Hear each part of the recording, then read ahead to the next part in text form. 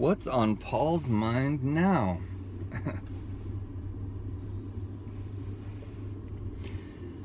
Well, I went to donate plasma today, so I thought I might give you all an update. I've got this special savings account set up for my plasma donation money to go into so I can buy concert tickets for the Metallica show coming up. I got a little setback on that because one of our cats got injured and had to take her to the vet, which cost hundreds of dollars, and didn't have the hundreds of dollars required to pay the vet, so I had to dip into the Metallica fund. But I'll get back on track. I should be able to afford the tickets by middle of October now instead of middle of September. I just hope the tickets that I want are still available by then. They sell several special ticket packages that are really cool. The one that I think applies, well, some of them are already sold out, but the one that's left, the package that's left that's still not sold out, includes a couple of cool things that I want.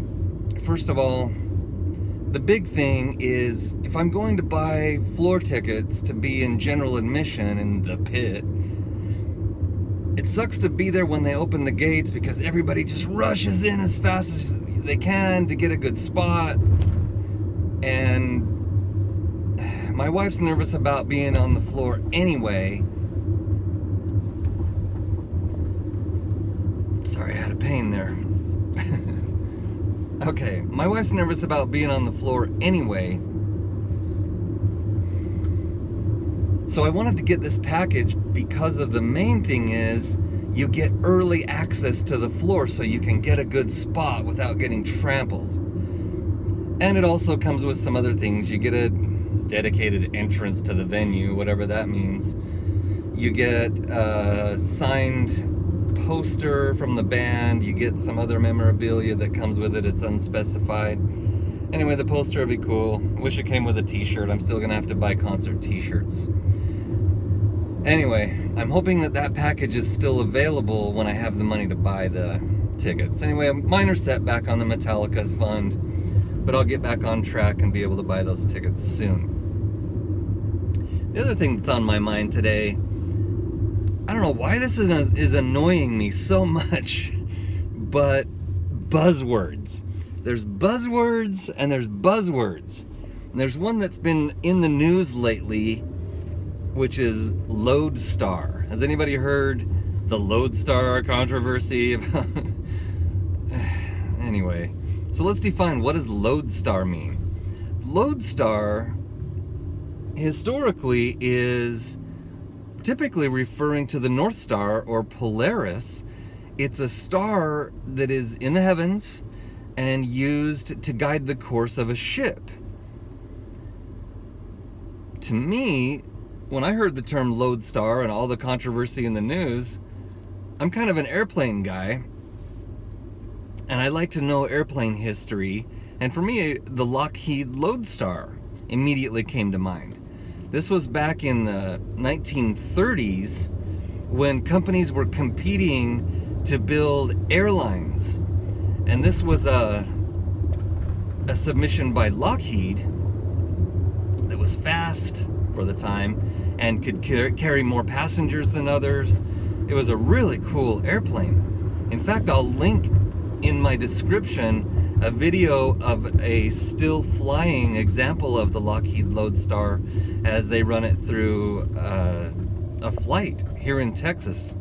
It's kind of far away from Dallas, but there's a museum out in the middle of nowhere, East Texas, called the Middle America Flight Museum, and they have some awesome vintage aircraft. They have a Corsair, a Mustang, and they happen to have a Lockheed Lodestar. So I'll link a video if you want to see what that airplane looks like and what it's like to fly it. Now, in the context of the recent political rhetoric on Lodestar, that's using the meaning of the word referring to a person who serves as an inspiration, model, or guide. So it can not only be the North Star, but it can also be a person serving as a model or a guide. So I really like the word, actually. It's just sometimes when buzzwords are so overused, it really annoys me, and it comes to me like corporate buzzwords, things that go around the office that are, to me, just silly, important sounding words like leverage. You know, when a boss or a manager or whatever says, yeah, I want you to leverage Joe over there because he's really good at managing his average handle time. You know, or yeah, I'll be right back. I need to take a bio break, because I guess it's not acceptable to say I need to pee or I need to go to the bathroom. I need to take a bio break. Or we're looking for a paradigm shift. Or at the end of the day. That one's not as overused now as it was there for a while. It was like every sentence was starting with, well, at the end of the day. Well, what about at the beginning or the middle of the day? Is it different then? Anyway, corporate buzzwords are annoying to me. You know, there's a bunch of them. That's not in my wheelhouse. Do I have a wheelhouse? They make me laugh when I'm thinking about it, but it's annoying when people use these words. Instead of having a meeting, lately I've been hearing managers say, well, let's pull up. Pull up? What is that even? I don't even... That doesn't mean anything to me. Let's pull up. Well, apparently it means we're going to have a meeting. Empowerment. I really like the word empowerment. I like feeling empowered. But when it's used as a corporate buzzword, it's just so overused that it makes me mad. Anyway, Lodestar. Some politicians use the word Lodestar in the news lately, and it's gotten a whole bunch of coverage, and it just sounds like one of those corporate buzzwords that's overused, even though the meaning of the word is really pretty cool. Alright, well, that's what's on Paul's mind today.